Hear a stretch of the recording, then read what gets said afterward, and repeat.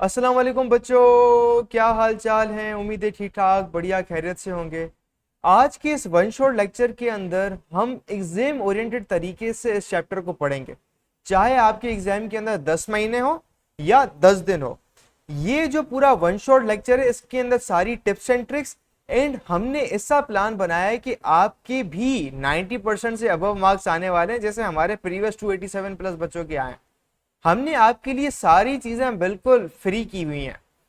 अगर आप इस वीडियो की कमेंट सेक्शन में जाएं और यहां पर हमने हमारे टॉपर बच्चे 300 बच्चे जिनके 90% से अबव मार्क्स आए 9-10 क्लास में, उसके नोट्स हमने आपके लिए रखे हुए हैं। ये पहली लिंक है। दूसरी लिंक कि आपको पूरी बुक के चैप्टर्स के लेक्चर्स चाहिए, सारे कॉन्सेप्ट्स के चाहिए, तो दूसरी लिंक पर क्लिक करेंगे तो आपको सारे लेक्चर्स मिलेंगे। देन आपको हमारे व्हाट्सएप चैनल जहां पर सारी न्यू गेस्ट पेपर अपडेट सारी मिल रही होंगी, तो इससे आप जरूर ज्वाइन कीजिएगा। सही है, एक नंबर चीज यहां पर ही हुई। दूसरी चीज ये हुई कि देखें जी, हमारे इतने बच्चे टॉप कर रहे हैं भाई, कुछ तो बात है ना। वो बात कैसे, हम सारी रिसोर्सेज आपको दे रहे हैं यूट्यूब पर, तो इसलिए सबसे पहली बात तो हमारे यूट्यूब चैनल को कर लें आप सब्सक्राइब, कि कोई भी नया लेक्चर जो है ना वो आप इसे मिस ना करें। ऑल पे क्लिक कर लें, वीडियो को लाइक करें, देखें जी कितनी मेहनत लगती है, हम आपके लिए कितना काम करें, थोड़ा सा हमारी टीम के लिए आप अप्रिशिएट कर लें। इसके बाद जैसे हम हमारे बच्चे कुछ स्पेशलाइज तरीके से 95% 97 हमारे जो टॉप लाते हैं, उनके लिए हमने प्रॉपर स्टडी प्लान बनाया हुआ है कि जी हमारी लाइव क्लासेस बेच होती हैं जिसके अंदर हमारे बेहतरीन टीचर्स पढ़ाते हैं और वो लाइव क्लास में आके हर बच्चे के प्रॉब्लम्स कॉन्सेप्चुअली पढ़ा रहे होते हैं। फिजिक्स, केमिस्ट्री, मैथ, कोई भी सब्जेक्ट हो, इसके टेस्ट हम लिए जाते हैं, बिल्कुल वो सवाल आते हैं। हम हर हफ्ते टेस्ट लेते हैं बच्चों का, एग्जैक्टली वही एग्जाम के अंदर सवाल आते हैं। तो सारे के सारे लेक्चर, डाउट ग्रुप, 24 घंटे पूरे साल 24/7, भले रात को 3 बजे मसला हो, हमारा टीचर आपको हेल्प करने के लिए तैयार होगा। और उसकी पूरी की पूरी फीस सिर्फ और सिर्फ 21,000 रुपए है, सारे के सारे सब्जेक्ट्स की।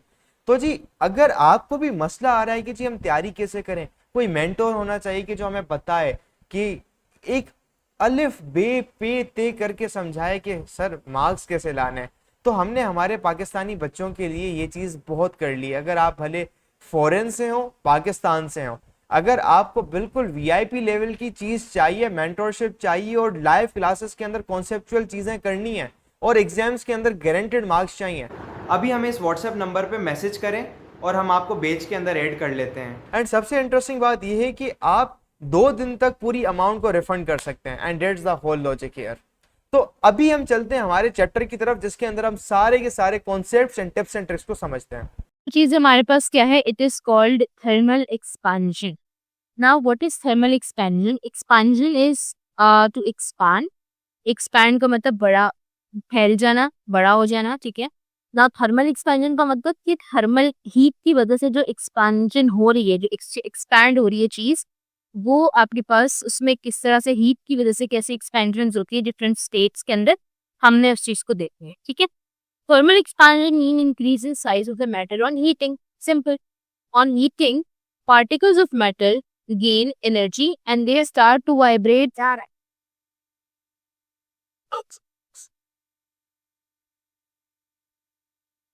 On heating, particles of matter gain energy. ठीक है. हीटिंग की वजह से जो पार्टिकल्स ऑफ मैटर होते हैं वो उनके अंदर एनर्जी आती है and they start to vibrate and move around fast. We know that. They hit each other and increase the gaps between them. ठीक है. Thus, matter expands on heating. Thermal expansion of matter depends upon the nature of its material. Increase in temperature and its original size. Example for अच्छा. अब देखो, ये बात तो हमें पहले से पता थी ना कि जब आप हीट देते हैं तो मॉलिक्यूल जो है वो आपस में वाइब्रेट करते हैं. वाइब्रेट करने की वजह से वो दूर दूर हो जाते हैं, थोड़े से वाइब्रेट. तभी तो वो स्टेट चेंज हो रहा था ना, कि जब ज्यादा दूर हो जाएंगे तो स्टेट चेंज हो जाएगा. लेकिन अगर जब तक वो स्टेट चेंज करने की लिमिट नहीं आ रही, समझो कि आपके पास सॉलिड जो है, समझो आपके पास जो सॉलिड है, सॉलिड ऐसा होता है. ठीक है, मतलब इतना कनेक्टेड होता है बिल्कुल. जो लिक्विड होता है उसके बीच में इतना इतना गैप होना है, मतलब इतना जब गैप आएगा तब वो लिक्विड बन जाएगा. ठीक है. और अगर इतना गैप आ जाएगा, गैस बन जाएगा. यानी ये एक लिमिट दी हुई है आपके पास. ठीक है. ये क्या दी हुई है? एक लिमिट दी हुई है, ठीक है। अब क्या हो गया, अब ऐसा हुआ कि अब जब मैंने हीट दी तो हीट देने के बाद तो अब ये सॉलिड है, ही सॉलिड को मैंने हीट दिया, अभी एक्सपैंड करेगा। तो फर्ज करो अभी ये एक्सपैंड करके यहाँ तक आया है, तो अभी वो लिमिट उसकी कहाँ तक, लिमिट कहाँ तक थी, यहाँ तक है, लेकिन वो तो यहाँ तक अभी पहुंचे ही नहीं है। तो जब वो यहाँ इस लिमिट पे आ जाएगा तब वो लिक्विड बनेगा। इससे पहले तो वो एक्सपैंड कर रहा है ना, ऑटोमेटिकली खुद भी तो एक्सपैंड कर रहा है ना थोड़ा बहुत, ठीक है। जब वो इतना ज्यादा एक्सपैंड करेगा कि वो लिक्विड की रेंज में आ जाए, फिर वो लिक्विड में कन्वर्ट होगा, उससे पहले तो वो नॉर्मली एक्सपैंड होगा, ठीक है। इसी तरीके से अगर लिक्विड को मैं हीट कर रही हूँ तो वो जब तक वो एक्सपैंड होता रहेगा होता रहेगा होता रहेगा, जब वो इस लिमिट इस पॉइंट पे आ जाएगा तब वो गैस बन जाएगा, ठीक है। तो इससे पहले तो एक्सपांशन तो होती रहती है। तो इन्होंने हमें इसमें वो चीज बताई है, for same increase in temperature solid expand at the least and gases expand the most. अब अगर हम 3 स्टेट्स है और तीनों को मैं सेम टेम्परेचर दूं, तो सेम टेम्परेचर के अंदर जो सॉलिड है वो सबसे कम एक्सपैंड होता है और बाकी जो है वो सबसे ज्यादा, गैस जो है वो सबसे ज्यादा एक्सपैंड होता है। क्यों? क्योंकि सॉलिड बहुत ज्यादा टाइटली पैक होता है तो वो इतनी आसानी से एक्सपैंड तो होता नहीं होगा, ठीक है, तो उसको थोड़ा सा टाइम लगता है, तो यानी कि वो बहुत स्लो एक्सपांड होता है, ये कम कम एक्सपांड होता है। लेकिन गैसेस सबसे ज्यादा, क्योंकि वो ऑलरेडी इतनी खुली खुली है, उनको और ज्यादा आराम जो है ना वो मिल जाए, और ज्यादा एनर्जी मिल जाती है और दूर दूर हो जाते हैं, ठीक है। इस तरीके से होता है। अच्छा, अब यहाँ पे कुछ तीनों स्टेट्स के बीच में डिफरेंस है कि तीनों में किस किस तरीके की आपके पास एक्सपेंशन हम देख सकते हैं। Difference in relative expansion for solid, liquid and gas, यानी कि तीनों स्टेट्स के अंदर किस किस तरीके की एक्सपेंशन हम देखते हैं। अच्छा, सॉलिड के अंदर expand slightly because the low energy molecules cannot overcome intermolecular forces of attraction holding them together। क्यों? क्योंकि उनकी जो एनर्जी, जो मॉलिक्यूल्स होते हैं उनके अंदर वो इतनी ज्यादा पावर नहीं होती है, वो उनकी जो इंटरमॉलिक्यूलर फोर्सेस है वो ज्यादा स्ट्रांग होती है, तो वो उनको जो है ना ओवरकम नहीं कर पाते और खोल नहीं पाते, इस वजह से वो लीस्ट एक्सपैंड होते हैं। अभी हमने जो मैंने बात बताई पीछे। फिर लिक्विड्स कैसे होते हैं? Liquid expand more than solid because the molecules have enough energy to partially overcome the intermolecular force, यानी कि उन मॉलिक्यूल्स में इनफ एनर्जी होती है तो पार्शियली, अभी भी फुली ओवरकम नहीं कर सकते but they can do partially, तो इसलिए वो सॉलिड से थोड़े से ज्यादा एक्सपैंड करते हैं। Overcome the intermolecular forces of attraction holding them together. Gases में क्या होता है? एक्सपांड सिग्निफिकेंटली यानी कि बहुत जाहिर तरीके से, यानी बहुत ज्यादा एक्सपांड करते हैं because the molecules have enough energy to completely overcome. ये पार्शियली ओवरकम यानी कि आधी एनर्जी वो लगा, आधी एनर्जी इसने ओवरकम कर ली। दिस इज कंप्लीटली यानी कि वो कंप्लीटली इंटरमॉलिक्यूलर फोर्सेस को ओवरकम कर दे, इंटरमॉलिक्यूलर फोर्सेस को तोड़ देता है, ठीक है, और इसलिए इसमें सबसे ज्यादा एक्सपेंशन होती है। सिंपल। अच्छा, अब हम देख लेते हैं कि थर्मल एक्सपेंशन इन सॉलिड्स कैसे होती है। Now there are 3 types of thermal expansion in solid. Linear thermal expansion जो कि 1 डायमेंशनल है, सरफेस एरिया थर्मल एक्सपेंशन जो कि 2 डायमेंशनल है, एंड वॉल्यूमेट्रिक थर्मल एक्सपेंशन जो कि 3 डायमेंशनल है, ठीक है। इट्स नॉट दैट डिफिकल्ट, तीनों इज वेरी वेरी इजी, बस थोड़ा बहुत आपको फॉर्मूलाज याद होंगे तो it's very easy. We will discuss linear and volumetric thermal expansion. अब आपके पास तकरीबन वैसे तो 3 तरह के होती हैं, thermal, linear thermal, surface area thermal and volumetric thermal. तो लेकिन हम लोग जो पढ़ते हैं, जो मेनली हम पढ़ते हैं वो हम लीनियर और वॉल्यूमेट्रिक पढ़ते हैं, ठीक है। ये linear is 1 dimensional and volumetric is 3 dimensional. What is dimension by the way? Dimension जो होती है वो आपके पास डायरेक्शन कहलाती है, ठीक है। डायमेंशन क्या होती है? वो डायरेक्शन होती है। अब कैसे? जैसे कि आपके पास if you have ever heard कि 2D होती है, 2D पिक्चर होती है, 3D पिक्चर होती है, ठीक है, 4D पिक्चर होती है। तो ये जो D जो साथ लगा होता है, दिस इज बेसिकली डायमेंशन, ठीक है। अब जो मुझे ये नजर आ रही है, ये जो मुझे स्क्रीन नजर आ रही है, ये मुझे या तो इस तरह या लंबी लंबी नजर आई है हॉरिजॉन्टली, यानी या वर्टिकली या हॉरिजॉन्टली। मुझे इसके पीछे का पेज तो नहीं नजर आ रहा ना, या इसके मेरे पीछे की तरफ से तो मुझे इसको नहीं देख पा रही हूँ। तो यानी कि ये जो सिर्फ इसकी मैं सिर्फ 2 डायमेंशन देख पा रही हूँ, एक स्ट्रेट और एक हॉरिजॉन्टल। तो ये आपके पास 2 डायमेंशनल चीज होती है, ठीक है। लेकिन अगर आपके पास कोई चीज बाहर सामने पड़ी हुई है, जैसे कोई बुक पड़ी हुई है सामने, तो उस बुक को आप जो है क्या कर सकते हो,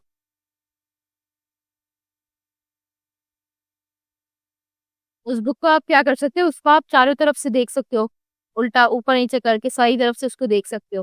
तो यानी कि वो आपके पास क्या होती है, वो 3D होती है। फिर और ज्यादा बेहतर तरीके से आप देखते हो 4D होती है। यानी कि जब आप सिनेमा में बैठे होते हो कभी, तो उसमें अगर आप जैसे कि कोई हॉरर मूवी देख रहे हो और आप 3D पिक्चर लगा रहे हो, ठीक है, ऐसा होता है ना कि ऐसा आपको लगता है कि आप शायद सिनेमा के वैसे अगर आप देखो तो आपको सिर्फ ड्रैगन सामने से नजर आ रहे हैं, लेकिन जब आप 3D पिक्चर देखते हो तो ऐसा लगता है कि आपको उनके अंदर हो और आप उसको आगे पीछे हर तरफ से देख पाते हैं।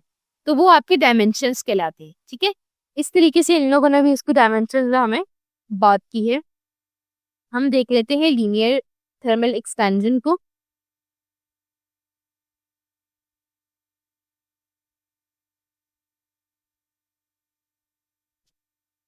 अच्छा, अब लीनियर थर्मल एक्सपेंशन क्या होती है?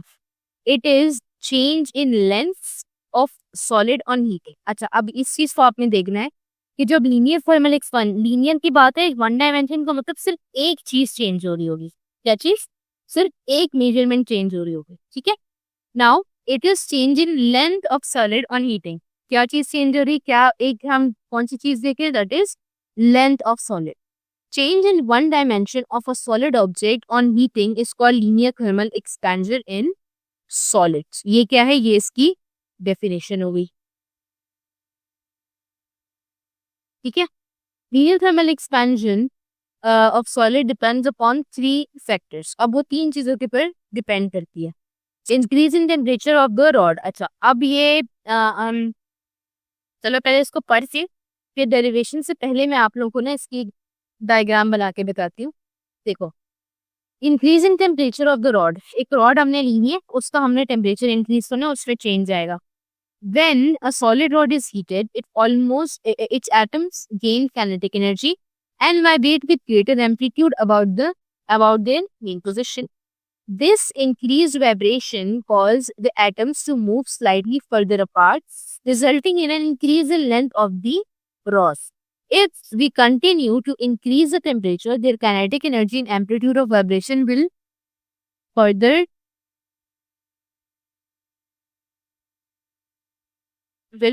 increase. This will further increase the length of the rod. Therefore, thermal expansion in length of the rod is directly proportional to the increase in temperature of the rod. Now let's first see कि हो क्या रहा है। देखो, ये आपके पास एक rod है, ठीक है। आपने क्या किया? इस रॉड को हीट अप किया।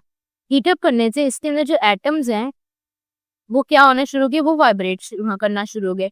वाइब्रेशन की वजह से क्या होगा कि उनके अंदर से थोड़ी सी इनकी समझो कि लेंथ इंक्रीज हो जाएगी। यानी कि अभी अगर वो रॉड इतनी थी तो अब वो रॉड कितनी हो गई? वो रॉड इतनी होगी, लंबी होगी लेकिन पतली भी हो जाएगी साथ में, ठीक है।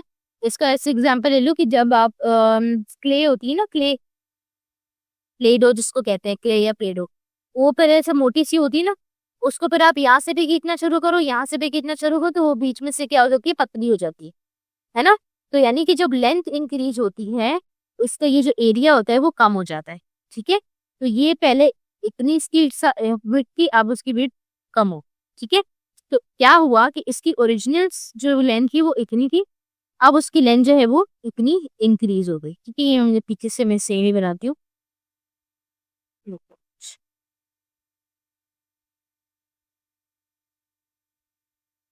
अब उसकी लेंथ क्या हो गई? इंक्रीज हो गई। अब मैं जितना ये इसकी लेंथ हुई, ठीक है, ये इसको हम कहते हैं ये डेल्टा एल है, ठीक है। क्या मतलब कि ये पहले यहाँ से यहाँ तक इसकी L1 थी लेंथ फर्स्ट, फिर जो मैंने इसको हीट अप करने के बाद दोबारा इसकी लेंथ देखी तो L2 हो गई। तो L2 में से L1 माइनस करूंगी तो मेरे पास डेल्टा एल आ जाएगा ना। तो इतनी यानी कि L2 में से ये L1 मैंने माइनस कर दी, तो ये मेरे पास पोर्शन बच गई। इस पोर्शन को मैं क्या हूँ? डेल्टा एल को।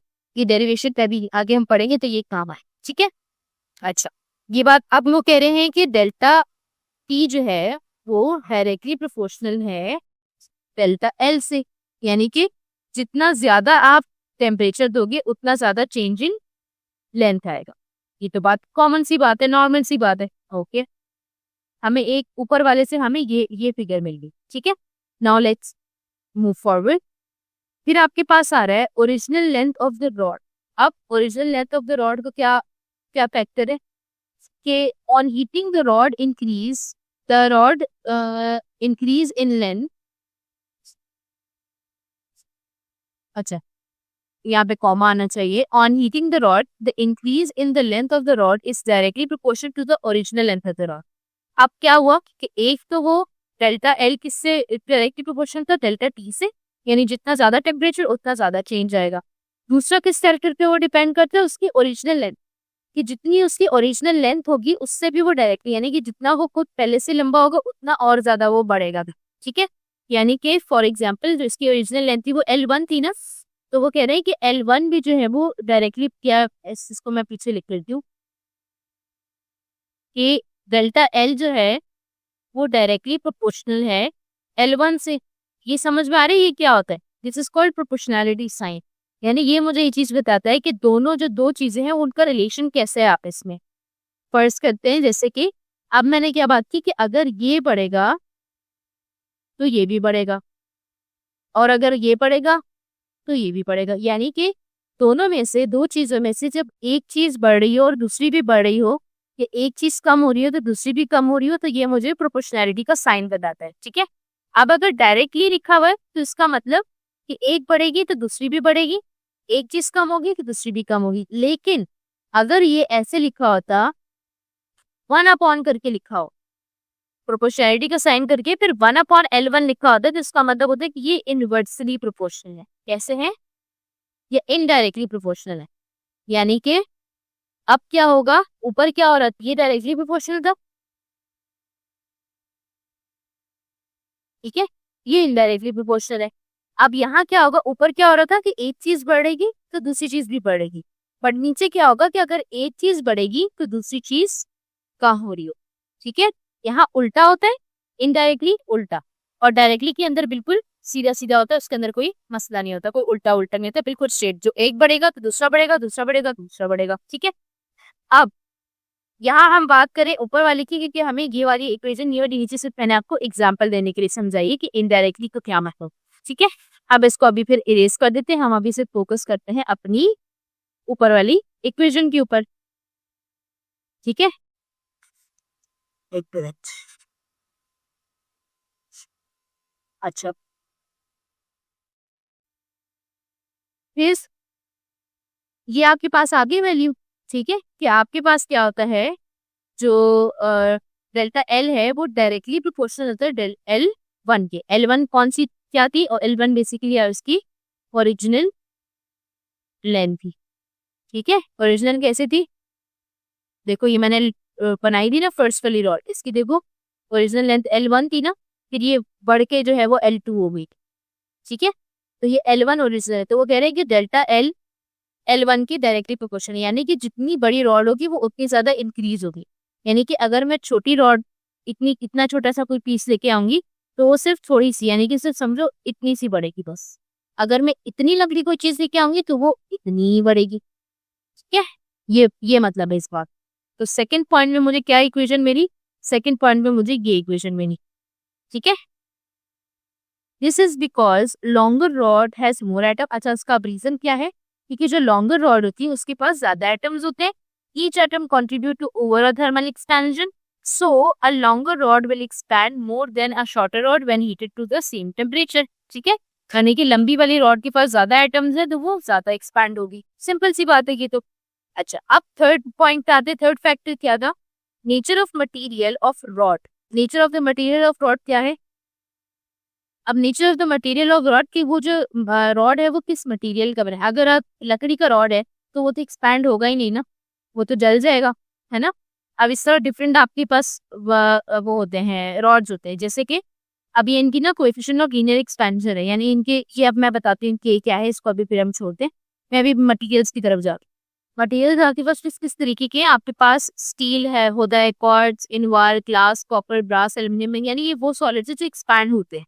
ठीक है, लेकिन अब इसमें से कोई बहुत ज्यादा एक्सपैंड होता होगा, कोई बहुत कम एक्सपैंड होता होगा, सबकी एक्सपेंशन जो है वो क्या होगी, डिफरेंट एक्सपेंशन जोन। ठीक है, क्योंकि उनकी मटेरियल डिफरेंट है। ठीक है, अब ये क्यों, उससे भी क्या होता है कि आप ये डिपेंड करते हैं नंबर ऑफ एटम्स के ऊपर भी, कि किस मटेरियल में कितने एटम्स है और कितनी फ्लेक्सिबिलिटी है, उस हिसाब से फिर वो एक्सपैंड हो रहे होते हैं। ठीक है, तो different materials expand differently on heat. Thermal expansion depends on the atomic structure and strength of attractive forces between them. ठीक है? For example, aluminium rod expands more than steel rod of same length for same rise in temperature. यानी कि aluminium ज्यादा expand होगी steel की rod से, अगर उनकी सेम लेंथ है और सेम जो है वो राइज इन टेम्परेचर, यानी हमने सेम टेम्परेचर दिया, लेंथ भी सेम, लेकिन एल्यूमिनियम जो है वो स्टील से ज्यादा एक्सपैंड होगी हीट होने के बाद due to the material of the rod. Clear हो गई बात? ये आपके पास सिंपल। अब इसको हम क्या बोलते हैं, मटीरियल आपके पास मटीरियल तो कैसे पता चलता है, वो आपको इस के से पता चलता है, इस अल्फा से पता चलता है। अल्फा आपके पास जो है वो क्या होता है, कोएफिशिएंट ऑफ लीनियर एक्सपेंशन होता है। ठीक है, जो अल्फा है ना, ये इसका यूनिट है। अल्फा जो है this is the coefficient of linear expansion, जो आपको नेचर ऑफ द मटेरियल लगा। ठीक है, अब ये आपके पास हर मटेरियल के लिए कांस्टेंट की की सही, हर मटेरियल के लिए अल्फा डिफरेंट होता है। देखो दिया हुआ है ना, स्टील का अल्फा ये रहा, क्वार्ट्ज का अल्फा ये रहा, इनवार का के, अब इसका ये स्टेट। अभी अल्फा हम कहाँ यूज करेंगे, हम इसकी बात करते हैं। नाउ यहाँ तक 3 मैंने फैक्टर्स देखे, अब मैं इसको डिराइव करने लगी हूँ। Consider a metal rod of original length. अब आपने अच्छा, अब इन्होंने L1 को L0 से रिप्रेजेंट किया हुआ है। ठीक है, आप क्या कह रहे हैं कि अच्छा, it is completely on you कि आप इसको किस तरह से रिप्रेजेंट करें। आप 1-2 से रिप्रेजेंट करें, आप AB से रिप्रेजेंट करें, आप नॉट और सिंपल L से रिप्रेजेंट करें, इट्स कम्प्लीटली ऑन। अब बुक ने कैसे किया है कि बुक ने जो ओरिजिनल लेंथ है उसको L0 से इसको L0 कहेंगे, LO नहीं है। ठीक है, L0 है। ठीक है, L0 से रिप्रेजेंट किया हुआ है।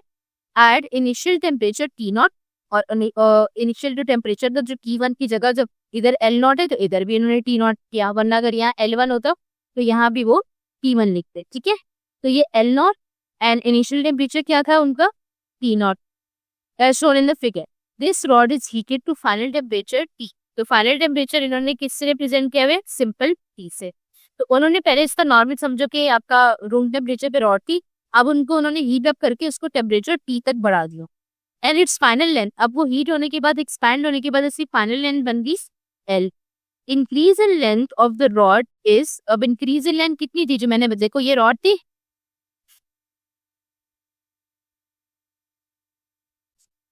ये ओरिजिनल रॉड थी, ये इसकी LO, इसकी देखो आपके पास इसकी ओरिजिनल लेंथ है। ठीक है, फिर ये रॉड है जो एक्सपैंड हो गई थी, अब ये एक्सपैंड होकर इसकी लेंथ कितनी हो गई, L हो गई। ठीक है, अब मैंने क्या बताया था कि जितनी एक्सपैंड हुई, ये यहाँ तक तो ओरिजिनल जितनी है ना, फिर जितनी एक्सपैंड हुई है वो जो जितना आगे बढ़ी है वो बेसिकली आपका डेल्टा L होता है, that is increase in length या that is change in length. ठीक है, तो ये आपके पास डेल्टा L होता है, ये इन्होंने बता दिया। अब डेल्टा L बेसिकली होता है क्या है, फाइनल माइनस इनिशियल होता है, तो L माइनस L नॉट हो गया। फॉर इंक्रीज इन टेम्परेचर, और इंक्रीज इन टेम्परेचर यानी कि कितना टेम्परेचर आपने इंक्रीज किया वो आपको डेल्टा T कहलाता है। ये इंक्रीज इन टेम्परेचर, ये चेंज इन टेम्परेचर सेम बात। ठीक है, वो होता है delta T। Now delta T क्या होता है आपके पास, फाइनल माइनस इनिशियल, या T2 माइनस T1 या T माइनस T नॉट। ठीक है, अच्छा, अब फ्रॉम आवर प्रीवियस डिस्कशन, हमने जो प्रीवियस डिस्कशन की उसमें we know that change in length is directly proportional to original length, हमने एक ही बात देखी थी। एंड चेंज इन टेम्परेचर, यानी कि मैंने ये चीज देखी थी ना ऊपर कि डेल्टा L जो है वो डायरेक्टली प्रोपोर्शनल है L0 के, एंड डेल्टा L जो है वो डायरेक्टली प्रोपोर्शनल है डेल्टा T के। ये बात मैंने देखी थी है ना। अब मैं क्योंकि ये भी डेल्टा L तो मैं इनको साथ लिख देती हूँ, तो मैंने क्या किया, delta L is directly proportional to L0 and delta T, ये देखो ऐसे कर। ठीक है, अच्छा, अब जब भी हम प्रोपोर्शनैलिटी का साइन हटाते हैं, दिस इज देखो अल्फा और प्रोपोर्शनैलिटी में थोड़ा सा डिफरेंस है। प्रोपोर्शनैलिटी ऐसे होता है, ठीक है, और अल्फा ऐसे होता है। ठीक है, ये फर्क है दोनों के अंदर। तो जब भी आप प्रोपोर्शनैलिटी का साइन हटाते हो, यानी जब आप रिलेशन खत्म करके आपको इज इक्वल टू डालना होता है, तो आपको लाजमतन तौर पे एक कांस्टेंट जो है वो ऐड करना होता ही होता। ठीक है, एक कांस्टेंट या एक कोएफिशिएंट ऐड इसमें लाजमी आपको करना ही करना होता है। तो वो क्या कहलाता है, उसको हम कहते हैं कोएफिशिएंट या कांस्टेंट, और वो उसको कांस्टेंट ऑफ प्रोपोर्शनैलिटी कहा जाता है। ठीक है, अब ये जो कांस्टेंट ऑफ, अच्छा, हर एक का कांस्टेंट ऑफ प्रोपोर्शनैलिटी डिफरेंट होता है। हम हो सकता है आगे बहुत ज्यादा जगहों पे पढ़े, तो फिर मैं आपको बताती रहूंगी हर एक का कांस्टेंट ऑफ प्रोपोर्शनैलिटी डिफरेंट होता है, ठीक है। किसी का के होता है, किसी का आर होता है, ठीक है, डिफरेंट डिफरेंट होते हैं, हम इसको बाद में देखेंगे।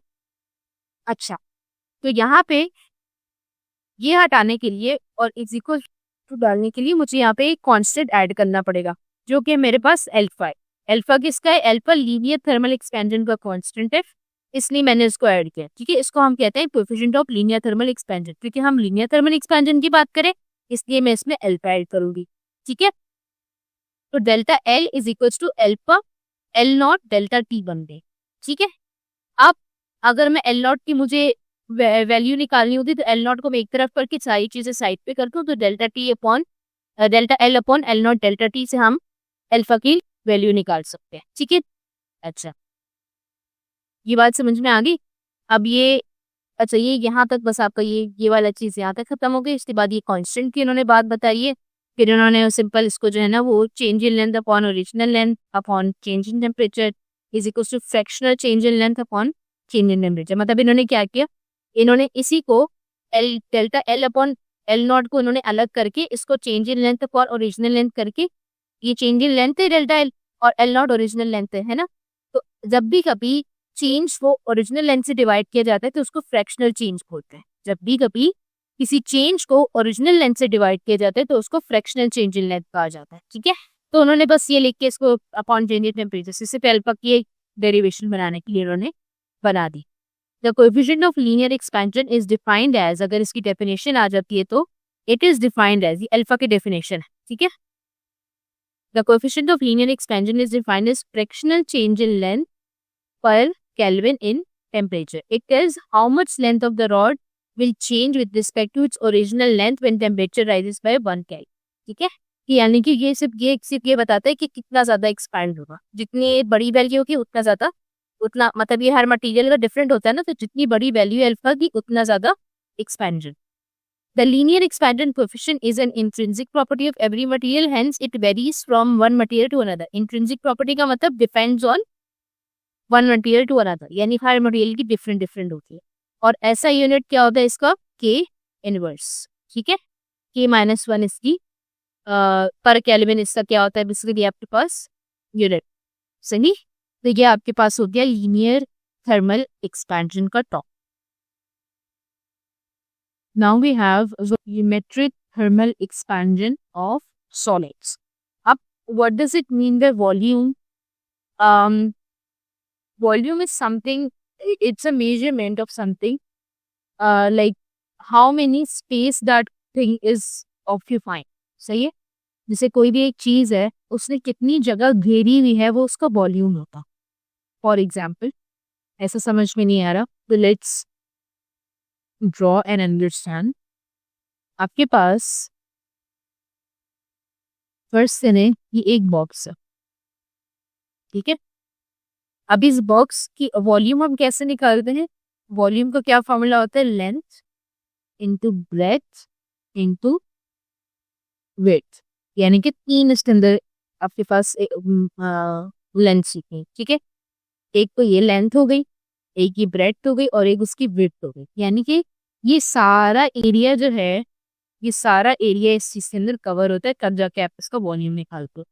तो इससे मुझे इनडायरेक्टली क्या पता चलेगा कि ये जो स्क्वायर जितनी जगह, ये जितनी एरिया पे मैंने शेड किया हुआ है, ये कितनी जगह इसने ऑक्यूपाई की हुई है, मुझे वॉल्यूम से पता चलेगा, ठीक है।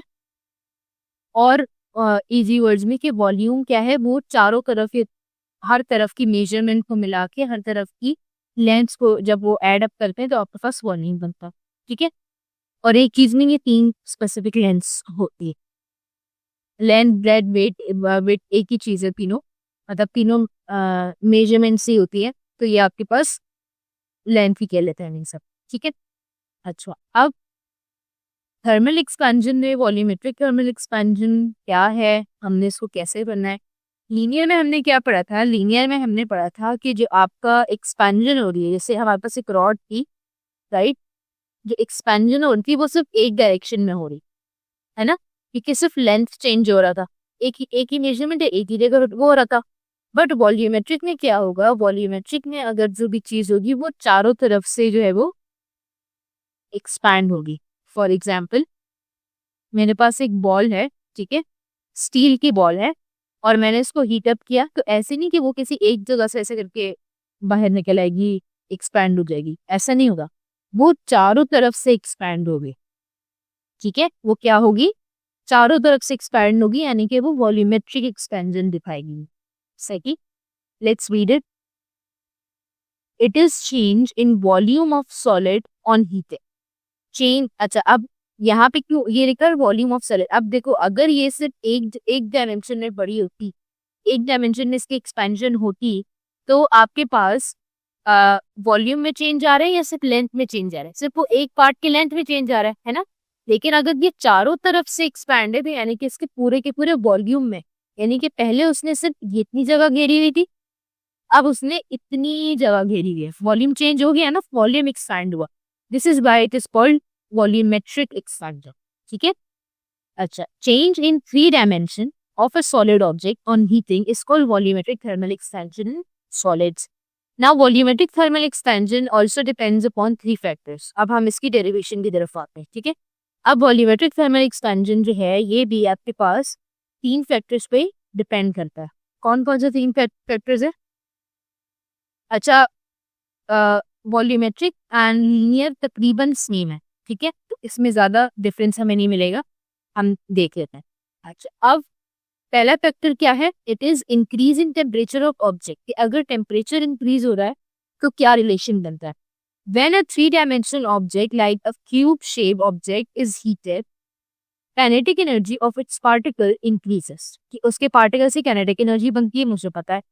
Their vibrations become more vigorous and they spread out further apart. कि उनकी वाइब्रेशन और ज्यादा, जितनी देर तक आप इसको हीट देते हैं उतनी इसकी वाइब्रेशन और बढ़ती है, और ये थोड़ा सा एक्सपैंड कर जाते हैं, फर्दर एक दूसरे से दूर दूर हो जाते हैं, तो यानी कि एक्सपैंड हो गया।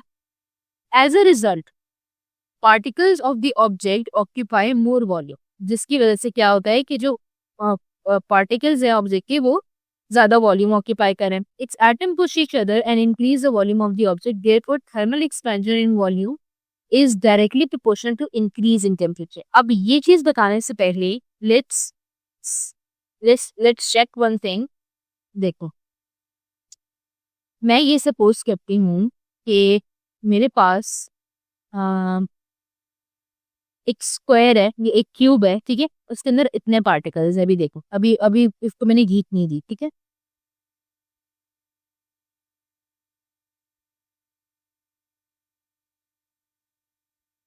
ठीक है, अभी ये एक, समझो एक पार्टिकल है, ये इसकी शेप है, सही।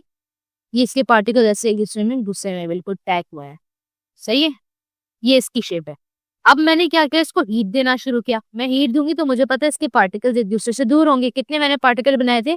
1 2 3 4 5 6 पार्टिकल्स मैंने बनाए, ठीक है। अब यही पार्टिकल, 6 पार्टिकल वाला एटम, ये थोड़ा सा पार्टिकल इसके दूर दूर एक दूसरे से हो जाएंगे, फर्स्ट करो ऐसे हो गए,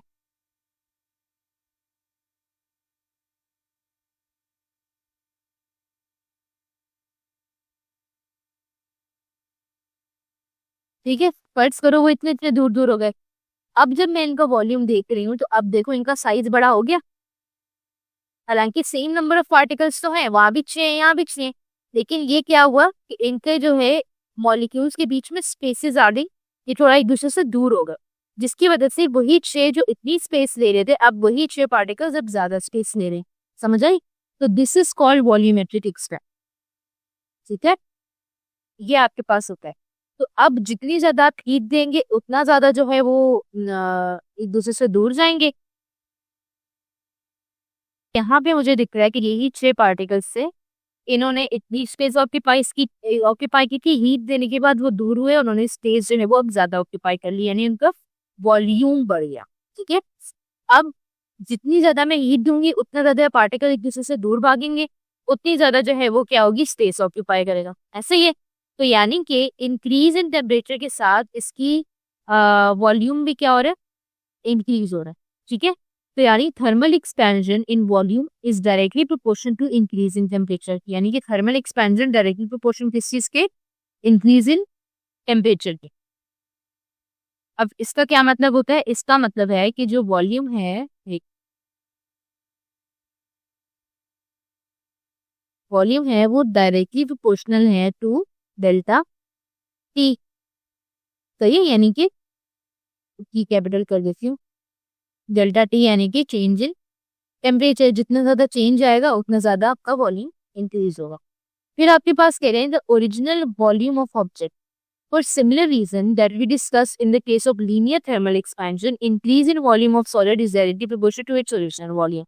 मतलब कि हमने जो अच्छा सॉरी एक और चीज, थर्मल एक्सपेंशन इन वॉल्यूम का मतलब कि चेंज आ रहा है ना, वॉल्यूम चेंज हो रहा है ना।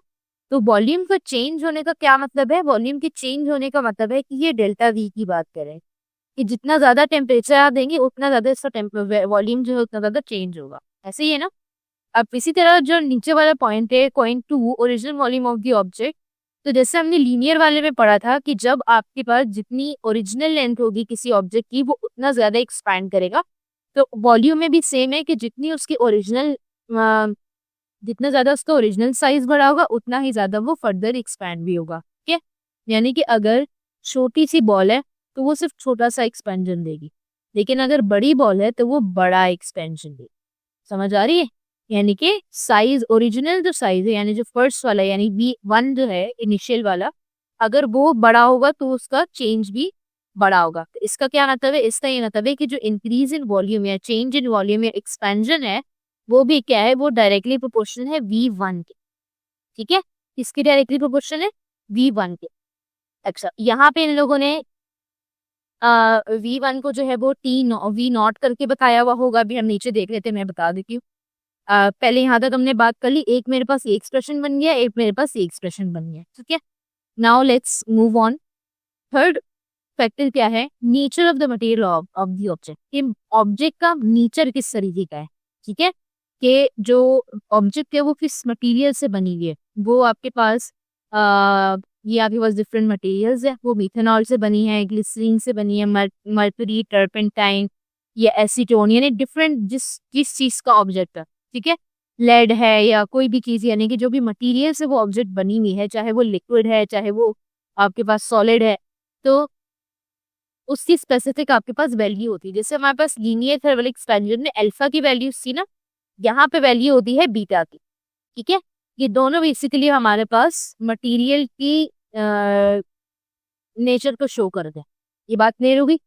Now different materials expand differently on heating. अब जिसमें जितना जिसके अंदर जितनी जिस मटेरियल के अंदर जितनी कम फोर्सेस होंगी इंटरमॉलिक्यूलर फोर्सेस, वो उतना ज्यादा एक्सपैंड करेगा, और जिनकी बहुत ज्यादा कम इंटरमॉलिक्यूलर फोर्सेस हुई या मतलब जिनकी इंटरमॉलिक्यूलर फोर्सेस बहुत स्ट्रांग हुई तो वो कम एक्सपैंड होगा। यानी कि it depends on the nature of materials.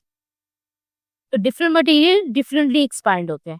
Therefore, increase in volume of an object will be different for different materials on heating। तो यानी कि सबका बीटा की वैल्यू डिफरेंट होगी, ये मटेरियल वाइज डिपेंड करते हैं, उनकी फिर वैल्यू फिर सेम ही रहती है। ठीक है, अच्छा फिर let original volume of the solid tube be nought at temperature T0 as shown in the figure, its final volume becomes D when the final temperature becomes C। अब यहाँ पे हम लोग जो वो है ना, हाँ हम लोग इनिशियल को या VI बोल सकते हैं। ठीक है, या हम V1 कह देते हैं, या फिर हम V0 भी कह सकते हैं। ठीक है, फाइनल को हम VF कह सकते हैं या V2 कह सकते हैं या सिंपल B भी कह सकते हैं। ठीक है, यानी अगर मैं VI कहूंगी तो मैं F यूज करूंगी, अगर मैं 1 करूंगी तो मैं 2 यूज करूंगी, अगर मैं नॉट लिखूंगी तो मैं अकेला इसको सिंपल यूज करूंगी। ठीक है, ये डिफरेंट टर्मिनोलॉजी से कम्प्लीटली डिपेंड्स ऑन यू। यानी कि अगर एग्जाम में आप इस नॉट की जगह 1 लगाते हैं, ये जो 0 लिखा हुआ है ना ये नॉट है, बेसिकली इसको नॉट बोलते हैं। ठीक है, इसमें अब अगर आपने एग्जाम में नॉट की जगह आपको नॉट समझ नहीं आ रहा, आप 1 लिखना चाहते हैं, 1 2 से करना चाहते हैं तो भी आप कर सकते हैं, आप IF से करना चाहते हैं आप तो भी कर सकते हैं। ठीक है, कोई इसमें चेंजेस नहीं है। बस आपको ये याद रखना होता है कि चेंज के लिए हमेशा फाइनल माइनस इनिशियल ही होता है।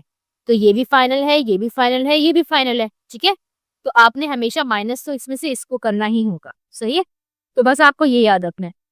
अब इसलिए मैं कहती कि जैसे ये B लिखा हुआ है ना, इसको मैं चलो B0 कर देती हूँ बुक के हिसाब से। ठीक है, मैंने B1 लिखा था, मैं इसको B0, क्योंकि ये तो ओरिजिनल बात हो रही थी। ओरिजिनल यानी इनिशियल, इनिशियल तो हमारे पास B0 है, राइट। अब वो कह रहे हैं कि हम ये लेते हैं कि जो ओरिजिनल वॉल्यूम है सॉलिड क्यूब का वो वी नॉट है और उसका टेम्परेचर टी नॉट है, यानी जो ओरिजिनल इनिशियल वॉल्यूम और इनिशियल टेम्परेचर वी नॉट और टी नॉट है। Now it final volume becomes B when its final temperature becomes T, यानी कि जब आपने टेम्परेचर टी नॉट से बढ़ा के टी तक ले आए तो उसका वॉल्यूम जो है वो एक्सपैंड करके वी नॉट से बी बन गया। समझ आ रही है? अगर मैं इसको दूसरी वर्ड में बोलूँ कि T1 से T2 हो गया या B1 से B2 हो गया या T इनिशियल से T फाइनल हो गया या B इनिशियल से B फाइनल हो गया, तो एक ही बात है। सही है? अच्छा, क्योंकि इससे बच्चे ना कंफ्यूज होते हैं कि अगर उसके साथ नॉट है तो ये भी अकेला क्यों है, इसके साथ भी कुछ होना चाहिए, कि उसमें कोई मसला नहीं, कोई टेंशन वाली बात नहीं। अगर नॉट लिखा है तो दूसरा साथ में जो भी अल्फाबेट होगा वो अकेला ही लिखा होता है, उसके साथ कुछ भी नहीं होता। ठीक है, तो अब इसका मतलब कि जो आपके पास टी है वो क्या है, फाइनल टेम्परेचर है। इस चीज को आप लोग भूल जाएं, ये जो लिखा हुआ है ना इसको अभी नहीं देखो, उसको मैं बाद में बताती हूँ।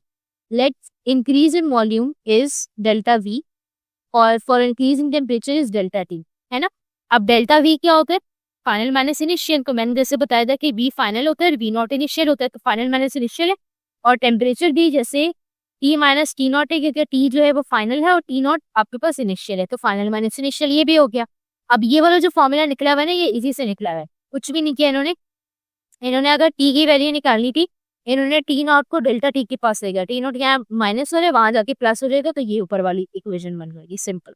सही है, तो अब समझ में आया, तो हमने delta V is equal to V minus V not और delta T is equal to T minus T not, ये दो चीजें निकाल लो। सही, अब from our discussion we can write increase in volume of an object as, अब इन्होंने यहाँ थोड़ा डायरेक्ट किया हुआ है।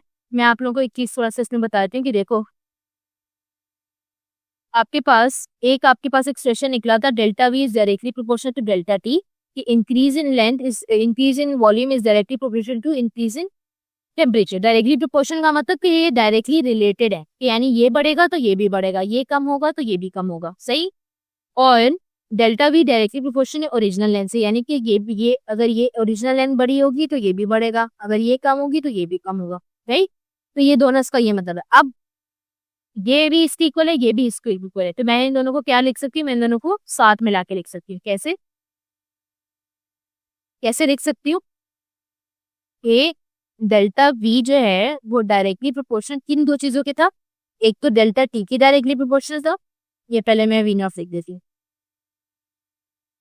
वो जो है वो वी नॉट की भी डायरेक्टली प्रोपोर्शनल है और डेल्टा टी की भी डायरेक्टली प्रोपोर्शनल है। ठीक है, जब मैं एक साथ लिखती हूँ तो इन दोनों को मैं ऐसे लिखती हूँ कि ये दोनों आपस में मल्टीप्लाई है, यानी इनमें कोई मैं प्लस माइनस का साइन नहीं लगाती। देखो ये आपके पास पहले दो डिफरेंट डिफरेंट एक्सप्रेशन थे, एक ये रहा और एक ये रहा। जब आप उसको मिला के लिखते हो तो ये जो सेम चीज है वो तो आपने एक दफा लिखी, बाकी आपने दोनों चीजें एक साथ मिला के लिखी। ठीक है, तो ये आपके पास बना। अब हमें पता है कि जब भी हम प्रोपोर्शनैलिटी का साइन यानी इस साइन को जब भी हम रिमूव करते हैं तो हमें कांस्टेंट ऐड करना होता है। क्या ऐड करना होता है? कांस्टेंट। और वॉल्यूमेट्रिक थर्मल एक्सपेंशन का कांस्टेंट हमारे पास होता है बीटा। ठीक है, लीनियर का हमारे पास क्या था? अल्फा, और वॉल्यूमेट्रिक का मेरे पास क्या होगा? बीटा। ठीक है, तो मैंने सिंपल जब मैं ये चीज हटा के और इज इक्वल टू का साइन डालती हूँ तो मुझे कोई कांस्टेंट ऐड करना पड़ता है। कांस्टेंट का मतलब होता है कोई ऐसी चीज जिसकी वैल्यू चेंज ना हो, जिसकी वैल्यू फिक्स हो। ठीक है, तो जो आपके पास बीटा है उसकी वैल्यू हर मटेरियल के लिए फिक्स होती है।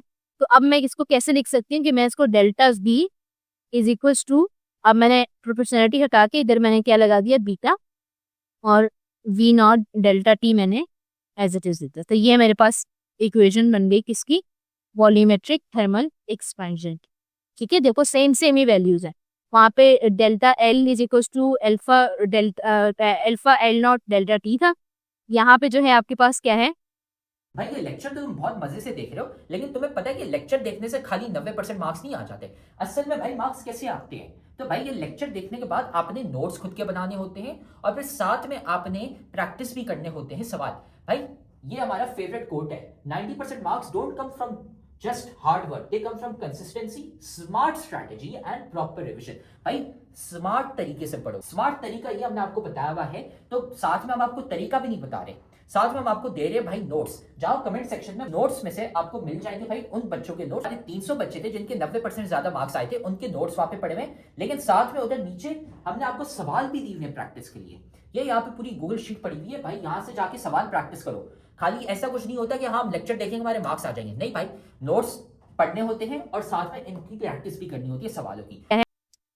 Delta V is equals to beta delta V not delta T, यानी कि यहाँ पे बीटा है, वहां पे अल्फा है, बाकी वॉल्यूम और लेंथ के रिलेस क्या है बस, और कोई इसमें डिफरेंट नहीं है। ठीक है, अब बीटा क्या है? It is a constant of proportionality. जो हम इस तरह ऐड करते हैं ना, उसको हम कांस्टेंट ऑफ प्रोपोर्शनैलिटी कहते हैं। ठीक है, and it is called coefficient of volume expansion. क्या क्या बोलते हैं इसको? हम constant of proportionality and coefficient of volume बोलते हैं इसको। ठीक है, नाउ फ्रॉम इक्वेशन 11 पॉइंट की, अब अगर मुझे बीटा की वैल्यू निकालनी है तो मैं बीटा को अकेला छोड़ के बाकी चीजें दूसरी तरफ ले जाऊंगी। तो मैं ये सारी वैल्यू डेल्टा वी, क्योंकि ये सारा कुछ बीटा से मल्टीप्लाई हो रहा है, तो दूसरी जगह जब जाएगा तो ये सब कुछ डिवाइड में आ जाए। ठीक है, तो ये आ गया। अब अगर इसको मैं वर्ड्स में चेंज करने की कोशिश करूं तो मैं delta V upon V nought को मैंने ऊपर करके एक साथ लिख दिया, डेल्टा टी को नीचे छोड़ा, तो delta V upon delta V not जो है इस फॉर्म बोलते हैं change in volume upon original. जब भी चेंज इन वॉल्यूम डिवाइड, किसी भी चीज का चेंज उसकी ओरिजिनल वैल्यू से जब डिवाइड होता है तो उसको हम फ्रैक्शनल चेंज करते हैं। ठीक है, कभी भी जब चेंज इन किसी भी चीज का चेंज उसके ओरिजिनल से अगर डिवाइड हो जाए तो उसको हम फ्रैक्शनल चेंज कहते हैं। ठीक है, अब वो वॉल्यूम में हो, लेंथ में हो, किसी भी चीज में। तो इन्होंने इसको दोनों को शॉर्ट करके फ्रैक्शनल लेंथ लिख दिया और नीचे change in temperature as it is. तो यानी कि अगर बीटा की डेफिनेशन ले बनाऊं तो बीटा की डेफिनेशन क्या होगी? It is defined as fractional change in volume per kelvin change in temperature. Fractional change in volume per kelvin change in temperature या पर चेंज इन टेम्परेचर। सही, ये आपके पास वॉल्यूमेट्रिक थर्मल एक्सपेंशन की coefficient की definition. It tells how much volume of solid object will change with respect to its original volume, and when its temperature rise by 1 Kelvin, its value is different for different materials. ऐसा unit इसका kelvin inverse है। ठीक है, अब ऊपर वाली volume है, volume की वैल्यू क्यों नहीं है? ये वॉल्यूम का कोई यूनिट क्यों नहीं है? क्योंकि ये देखो ये दोनों वी है ना, तो डेल्टा वी का क्या वो होगा, यूनिट होगा। अगर मैं इधर लिखती हूँ delta V upon B nought, delta V का क्या यूनिट होता है? मीटर क्यूब वॉल्यूम है ना, और इनिशियल वॉल्यूम का भी जो यूनिट होता है मीटर क्यूब होता है। तो दोनों मीटर क्यूब तो मीटर क्यूब से कट गया, तो यानी कि ऊपर कोई भी आपके पास 1 आया, यानी ऊपर कोई भी यूनिट आपके पास नहीं बचा, सिर्फ टेम्परेचर का यूनिट यूज होता है। तो टेम्परेचर का यूनिट आपके पास केल्विन होता है, तो ऊपर चला जाए तो वो पर केल्विन के रह जाए। ठीक है, इस तरीके से ये वैल्यू ये है बीटा की। ठीक है, unit ये है। As we know that solid expands on heating and extract on cooling, we can use the same relation for contraction of solids on cooling. ठीक है, जैसे हमें पता है कि सॉलिड जो है वो एक्सपैंड होता है हीटिंग पे और कॉन्ट्रैक्ट होता है कूलिंग पे। तो अभी जब हमने ऊपर एक्सपेंशन के लिए निकाल लिया, तो अब हम क्या कर सकते हैं? हम उसको यही रिलेशंस यूज करके हम कॉन्ट्रैक्शन भी कर सकते हैं। ठीक है, खैर हमें करना नहीं होता, सिर्फ एक आइडिया दिया हुआ इन लोगों ने। First we're now doing example number 11.1. ठीक है, so what does it say? An old steel bridge has original length of 1.5 kilometre यानी 1500 मीटर। उन्होंने खुद ही हमें कन्वर्ट करके भी दिया हुआ है। ठीक है, क्या कह रहे हैं कि एक स्टील ब्रिज है, एक ब्रिज है। ठीक है, ये ब्रिज की शक्ल भी बनी हुई है, उसकी लेंथ कितनी है? 1.5 किलोमीटर, ये उसकी ओरिजिनल लेंथ है। यानी कि क्या है, अब हम क्या करते हैं, हम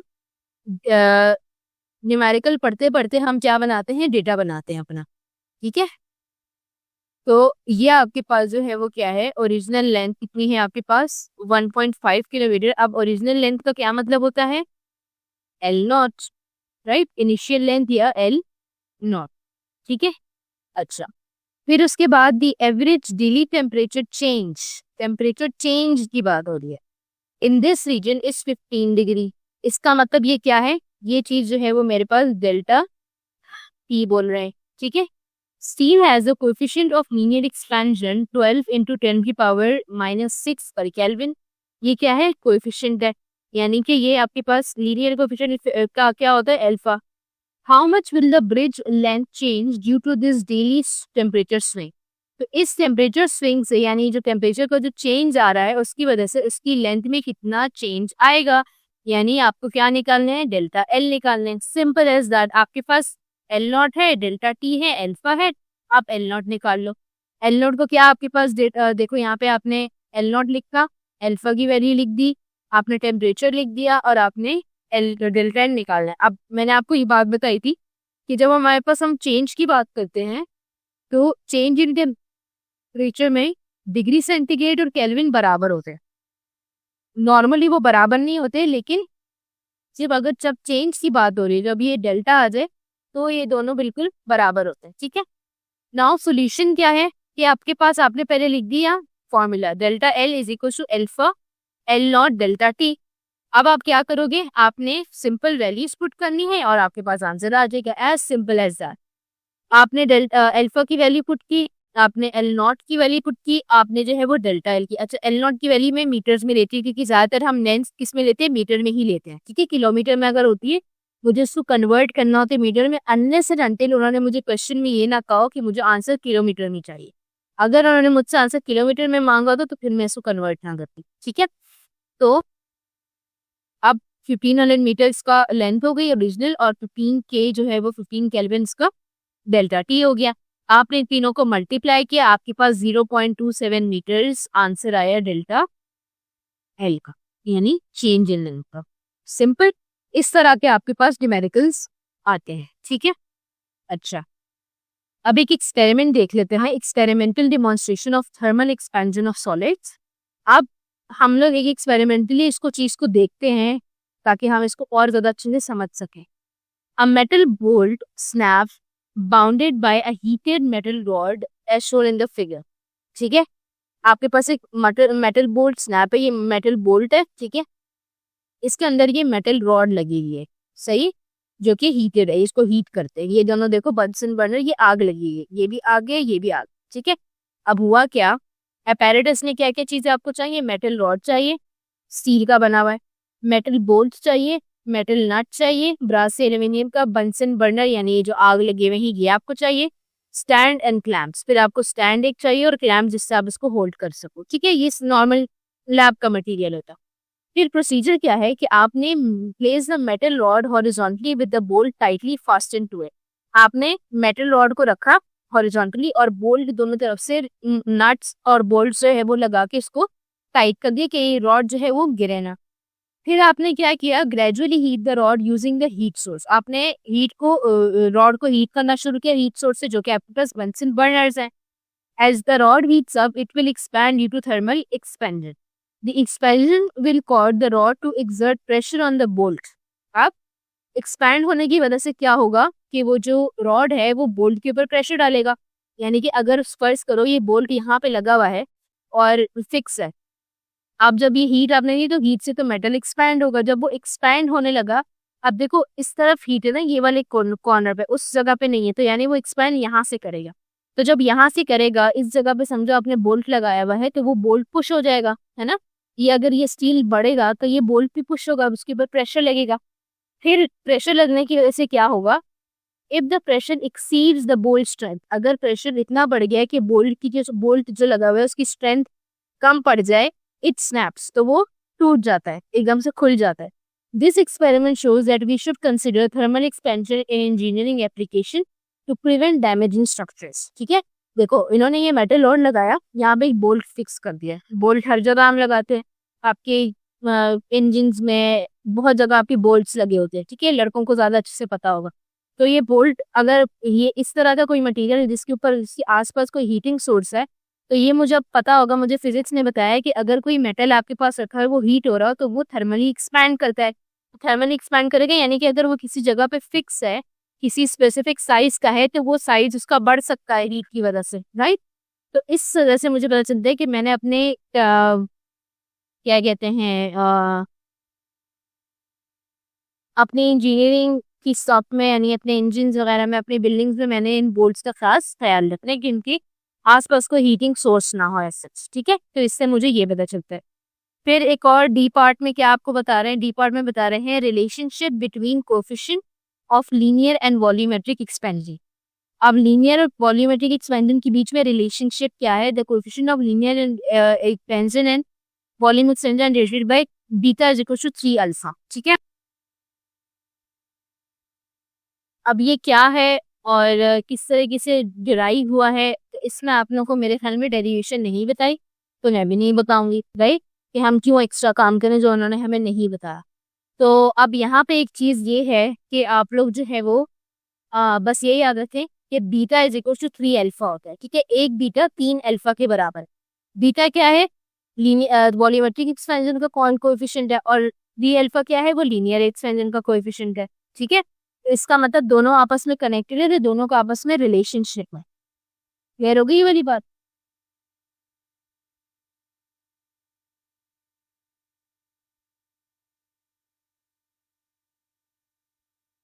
एक minute.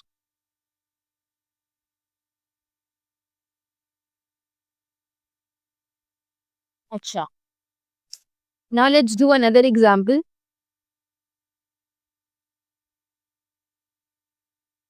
Now we have example number 2. अब ये है आपके पास वॉल्यूमेट्रिक एक्सपेंशन की। ठीक है, जिस तरह हमने अभी लीनियर एक्सपेंशन किया वैसे ही वॉल्यूमेट्रिक एक्सपेंशन भी देख लेते हैं। अच्छा, अब ये क्या कह रहे हैं कि you are designing a hot air balloon, क्या आप एक हॉट एयर बलून डिजाइन कर रहे हैं। The balloon fabric has volume of 500 cubic centimetre at room temperature of 20। अब क्या बोला इन्होंने, इन्होंने ये बोला कि जो बलून का फैब्रिक है, जो कपड़ा होता है, इसका जो टोटल वॉल्यूम है वो कितना है, 500 क्यूबिक सेंटीमीटर। यानी कि ये क्या है इसका वॉल्यूम, ये क्या है वी नॉट। ठीक है, फिर एट रूम टेम्परेचर 20, और इसका रूम टेम्परेचर इन्होंने क्या बोला 20, तो ये क्या है यहाँ पे डेल्टा इंक्रीज इन टेम्परेचर तो नहीं बोला इन्होंने, तो रूम टेम्परेचर, इसका मतलब ये आपके पास है टी नॉट। ठीक है, अब अगर इन्होंने मुझे टी नॉट दिया तो इसका मतलब कहीं ना कहीं टी भी होगा, यानी फाइनल टेम्परेचर भी कहीं ना कहीं दिया होगा। You need to know how much the volume will increase. आपको क्या फाइंड आउट करना है कि वॉल्यूम कितना इंक्रीज होगा, यानी आपको क्या निकालना है, डेल्टा वी निकालना है। When hot air of 80 degree फिल्स the balloon, जब हॉट एयर आएगी 80 डिग्रीज की और उसने बलून को फिल कर दिया। अब ये क्या है, ये आपके पास फाइनल टेम्परेचर है T. The fabric material has a coefficient of volumetric expansion of 3.5 into 10 की पावर -5 केल्विन्स। ये आपके पास क्या है, coefficient of volumetric expansion यानी कि बीटा। ठीक है, calculate the volume increase of balloon fabric when filled with hot air, तो आपको वॉल्यूम इंक्रीज यानी डेल्टा वी फाइंड आउट करना है। अब क्या आपके पास दिया हुआ है, इन्होंने वी नॉट दिया हुआ है, बीटा दिया हुआ है, टी नॉट और टी फाइनल दिया हुआ है, और डेल्टा वी निकालना है। अब नहीं, इसमें एक चीज तो मिसिंग है, डेल्टा टी कहाँ गया, डेल्टा टी कहाँ से ना, मुझे फॉर्मूला में तो डेल्टा टी ही चाहिए। तो बेटा हमें ये बात तो पता है कि डेल्टा टी का मतलब इवेंचुअली क्या होता है कि फाइनल माइनस इनिशियल, है ना। तो मैं आराम से, मेरे पास फाइनल और इनिशियल की वैल्यूज हैं, मैंने फाइनल और इनिशियल की वैल्यूज को आपस में से माइनस करके मैंने आंसर निकाल लिया। और अगेन जो चेंज का जो भी आंसर होता है केल्विन का, सेल्सियस का, और वही केल्विन का भी उसका आंसर होता है। ठीक है, ये बात क्लियर हो गई। ये वॉल्यूम दिया है 500 क्यूबिक मीटर, क्यूबिक मीटर का मतलब होता है मीटर के ऊपर क्यूब है, सही है। डेल्टा भी आपको निकालना है, डेल्टा टी आपने निकाल लिया, बीटा आपको गिवन है। फॉर्मूला ये रहा, आपने पुट की वैल्यूज, बीटा की वैल्यू पुट की, वी नॉट की वैल्यू पुट की, डेल्टा टी की वैल्यू पुट की, मल्टीप्लाई किया, यू गॉट दी आंसर। तो आफ्टर रिजल्ट में आप क्या लिखेंगे, after raising the temperature by filling the air at 80 degrees the increase in volume of the hot air balloon is 101.05 metre cube. That's it. अब हमने करनी है वॉल्यूमेट्रिक और थर्मल वॉल्यूमेट्रिक और लीनियर एक्सपेंशन इन लिक्विड्स। अब liquids में किस तरीके से होगा, लिक्विड्स में कैसे करना है, कैसे नहीं करना, इस चीज को हमने देखना है। अब thermal expansion in liquid, we have discussed earlier that liquids expand in heating. जैसे सॉलिड एक्सपैंड करते हैं वैसे लिक्विड भी एक्सपैंड करते हैं। Liquids have intermediate attractive forces between its particles. उनके पार्टिकल्स के बीच में जो फोर्सेस होती हैं, अट्रैक्टिव फोर्सेस, वो इंटरमीडिएट होती है। इंटरमीडिएट का मतलब ये होता है कि वो बहुत ज्यादा स्ट्रांग नहीं होती, वो नॉर्मल होती है। ठीक है, और सॉलिड में बहुत ज्यादा स्ट्रांग होती हैं और गैसेस में बिल्कुल ही नहीं होती। ठीक है, तो इंटरमीडिएट यानी कि दरमियानी, ना सॉलिड जितनी सख्त ना गैस जितनी फ्री, नॉर्मल उसकी फोर्सेस होती है. And their particles can move relatively free as compared to solid particles. We know that when we heat the liquid, kinetic energy of particles increase. They push each other and increase their occupied space. Similarly, जैसे solid में होता है. This is the reason behind liquid expansion on heating. अब इसकी मैं बड़ी जबरदस्त example दूं आप लोगों को. दूध बॉयल होते हुए देखा है आपने? जब दूध रखा बॉयल होने के लिए तो दूध था आधा बेच का. जब वो बॉयल हो जाता है तो क्या होता है, वो सारा का सारा ऊपर आ जाता है ना. वो दूध अचानक से इतना ज्यादा ऊपर आ जाता है. ऊपर कैसे आ गया वो ऊपर जो आता है वो हीट की वजह से, एक्सपैंड होने की वजह से वो ऊपर चढ़ जाता है. ठीक है. और कुछ उसके अंदर बबल्स भी बनते हैं जिसकी वजह से वो ज्यादा स्पेस ऑक्यूपाई कर लेता है. राइट. तो यानी एक चीज ये मुझे प्रूफ हो गई, मुझे लाइव एग्जाम्पल मिल गई कि हाँ liquid expands on heating. Right. अच्छा. This is the reason behind liquid expansion on heating. The thermal expansion in liquids is greater than solids due to weak attractive forces. तो liquids में क्योंकि attractive forces weak होती हैं solid की बनिस्बत, इसलिए यहाँ पे expansion जो है वो ज्यादा होती है. Right? To study the increase in volume of liquid, we have to heat it in a container because it cannot be heated directly for this purpose. Obviously, जैसे solid rod को मैं directly heat कर पा रही थी. Solid block होता है, cube होता है, उसको मैं डायरेक्टली हीट कर लूंगी, लेकिन लिक्विड को तो मैं डायरेक्टली हीट नहीं कर सकती ना. उसको तो मुझे किसी कंटेनर में डालना है पहले. Therefore, we consider change in volume of the liquid and change in volume of the container as well during the heating. तो हम क्या करते हैं कि हम जब लिक्विड की हम थर्मल एक्सपेंशन देखते हैं तो उसमें change in volume of liquid और change in volume of container दोनों को हम मॉनिटर करते हैं. There are two types of thermal volume expansion for liquids. अब thermal volume दो तरह के होते हैं, एक होता है real volume, एक होता है apparent volume. Real volume यानी कि वो जो असली जो वॉल्यूम में एक्सपेंशन हुई, और apparent जो कि नजर आ रही है. अब क्या फर्क है इसमें? Let's study. A real volume expansion when heat is applied directly to a liquid, causing it to expand. The increase in its volume is called real volume expansion. कि अब अगर हीट जो है वो डायरेक्टली अगर लग रही हो, फॉर एग्जाम्पल किस पे डायरेक्टली लगती है, जैसे समंदर के पानी पे सन की हीट लगती है, डायरेक्टली लगती है ना, किसी कंटेनर में तो नहीं होता वो. तो वो आपके पास वहां पे जो वॉल्यूम एक्सपेंशन होगा that would be called real volume expansion. But असल में तो ऐसा नहीं हो सकता. लाइक जब हमें कोई घर में या लेबोरेटरी में कोई चीज एक्सपेंड करनी है लिक्विड को, तो उसको मैं बगैर कंटेनर के तो नहीं कर सकती. तो यानी कि उसमें जो वॉल्यूम आएगा वो अपेरेंट कहलाएगा. लेकिन जो रियल लाइफ में यानी समंदर का पानी जो सन की हीट की वजह से एक्सपैंड हो रहा है, तो that would be called real volume expansion. Generally, this expansion is similar to volume thermal expansion of solid. We can use the same formula for coefficient of real volume expansion at liquids as we do for solids. It is defined as fractional increase in real volume of liquid for 1 Kelvin rise in temperature. यानी क्या कह रहे हैं कि ये जो है वो सिमिलर है वॉल्यूमेट्रिक एक्सपेंशन इन सॉलिड से, क्योंकि भी डायरेक्टली आप उसको हीट दे रहे हो तो डायरेक्टली एक्सपेंशन हो रही है. तो यानी कि वो सॉलिड जैसा ही होगा. तो यानी कि उसका मैं फॉर्मूला भी एग्जैक्ट सेम ही लिखूंगी, बस इसका जो कोएफिशिएंट है, इसका कोएफिशिएंट जो है वो भी सेम, उसकी वैल्यू सेम रहेगी, लेकिन नाम उसका, उसकी शक्ल चेंज हो जाएगी. उसको मैं अब बीटा की जगह गामा लिखूंगी. ठीक है. रिमेंबर कि alpha and beta are not equal. ठीक है. But beta and gamma are equal. ठीक है. गामा ऐसे बनाते हैं और ये आर है. ठीक है. कि गामा बीटा और गामा आर एक जैसे हैं, बस इसको सिर्फ थोड़ा सा डिफरेंशिएट करने के लिए कि ये जो है वो लिक्विड्स की बात कर रहा है, तो ये बीटा सॉलिड्स के लिए होता है, वॉल्यूमेट्रिक एक्सपेंशन ऑफ सॉलिड्स, और गामा जो है गामा आर वो आपके पास coefficient of volumetric expansion in liquids. ठीक है. या रियल वॉल्यूम एक्सपेंशन कह लेते हैं इसका. ठीक है. तो यहाँ पे क्या लिखा हुआ है formula, gamma R is equals to beta is equals to delta V upon, ये तो एज इट इज रहा, बस इसकी जगह इन्होंने ये चीज पुट कर दी. दैट्स. ठीक है. अब अपेरेंट वॉल्यूम क्या होता है? When we heat the liquid in a container then increase in its volume from its initial to final position is called apparent. क्योंकि वो ओरिजिनल नहीं होता या वो बिल्कुल एक्यूरेट नहीं आ सकता है, क्योंकि वो डायरेक्टली तो कनेक्ट नहीं कर रहे ना हम लिक्विड से. हम किसी बीच में एक कंटेनर का बैरियर आ रहा है. राइट. अगर कंटेनर नहीं हो तो फिर वो तो डायरेक्ट आपके पास हो जाएगा। लेकिन अगर कंटेनर है तो इसका यही मतलब है ना कि आपके पास एक बैरियर आ गया, तो इसका मतलब है कि वो डायरेक्ट और आपका पास एक्सपेंशन नहीं दिखा रहा, वो यानी कुछ ना कुछ वैल्यू ऊपर नीचे दिखा रहा है, तो इसीलिए इसको हम अपेरेंट वॉल्यूम बोलते हैं। We can also define it as expansion of liquid apparently observe without considering the expansion of the container, कि आप कंटेनर की एक्सपेंशन को इग्नोर कर रहे हो। अच्छा देखो, ये आपके पास कंटेनर है, इसके अंदर ये लिक्विड है, ठीक है। अब मुझे एक बात बताएं कि solids and liquids both expand on meeting, बिल्कुल। तो ये चीज तो सॉलिड है और ये लिक्विड है, तो यानी कि अगर ये चीज एक्सपैंड करेगी तो ये भी तो एक्सपैंड करेगी ना, है ना।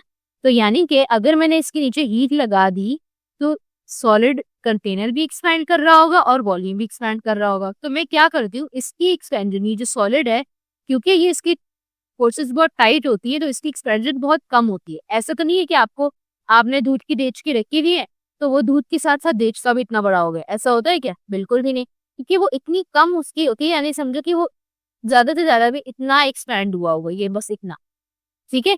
तो यानी कि वो एज सच आपके पास डिफरेंस क्रिएट नहीं कर रहा, तो मैं इसको क्या कर सकती हूँ, निग्लेक्ट कर सकती हूँ। तो इसीलिए इसको निग्लेक्ट करके जो वॉल्यूम मैं ऑब्जर्व करूंगी वो आपके पास क्या कहलाएगा, अपेरेंट वॉल्यूम, ठीक है।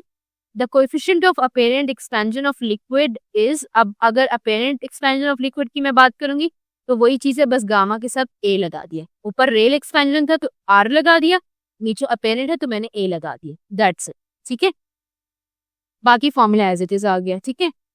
ये डिस्कवर ही आ गया। अच्छा, अब इस एक्सपेरिमेंट में क्या बताया इन्होंने कि take a coloured liquid in the neck glass flask as shown in the figure. ये एक ग्लास फ्लास्क है, ठीक है। इसका ये जो नेक है, ये इसका नेक होता है, ठीक है। तो यानी इसका कोई ऐसा फ्लास्क जिसका ऐसे डोम हो और ऊपर इसकी नेक हो, तो इसको नेक ग्लास फ्लास्क कहते हैं, ठीक है। अब इस नेक ग्लास फ्लास्क में आपने क्या किया कि एक कलर्ड लिक्विड लिया ताकि हमें उसका कलर शो हो। सही, मैंने एक कलर्ड लिक्विड लिया। अब मैंने क्या किया, समझो मैंने कोई ब्लू कलर का, फिर मैंने इसमें जामिशी ले लिया रेड कलर का, ठीक है। अच्छा, note the initial level of the liquid before heating it as V1। अब ये जो आपके पास जहाँ तक लेवल का मतलब है कि जहाँ तक ये पानी आया है, ठीक है। अब फर्ज करो कि यहाँ तक आपका शरबत आया है, ये तो ये जो आपका ये वाली जो लाइन है, इतना वॉल्यूम है ना, तो ये इसको मैं बोलूंगी V1, ठीक है। इसको मैंने क्या बोला,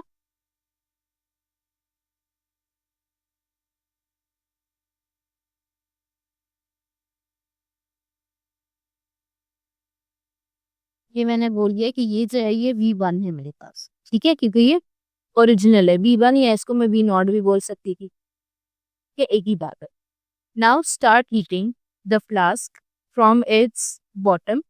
अब आपने बॉटम से इसको हीट करना शुरू किया। ये आपका बंसन बर्नर है, ये हीट की आग ऐसे फैली है, ठीक है। ये आपने इसको हीट करना शुरू किया। The liquid level first falls to V2 and then rises to V3। Why does this happen? क्या बोले इन्होंने कि पहले लिक्विड का लेवल फॉल करेगा V2 से, फिर वो क्या करेगा कि वो राइज करेगा टू V3। ये ऐसा क्यों हुआ? अब नाउ लेट्स अंडरस्टैंड दैट। देखो, मैं इसको थोड़ा सा बड़ा करके आपको दिखाती हूँ ताकि मैं इसको आराम से समझा सकूँ। देखो, ये आपके पास फ्लास्क है, ठीक है। इस फ्लास्क के पीछे आपने जो है वो क्या लगाया हुआ है,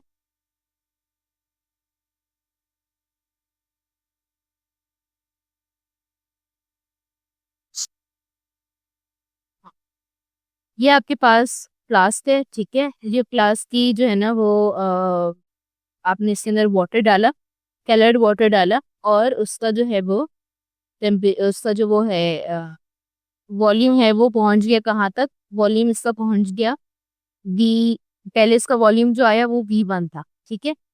फिर आपने इसको जब हीट किया तो पहले इसका वॉल्यूम आया V2 और फिर ये बढ़ के हुआ V3।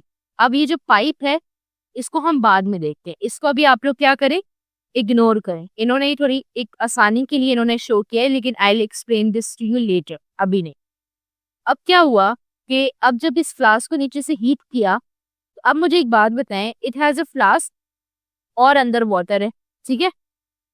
एंड वी नो कि दोनों चीजें, flask is solid and water is liquid, तो liquid and solid both expands on heated.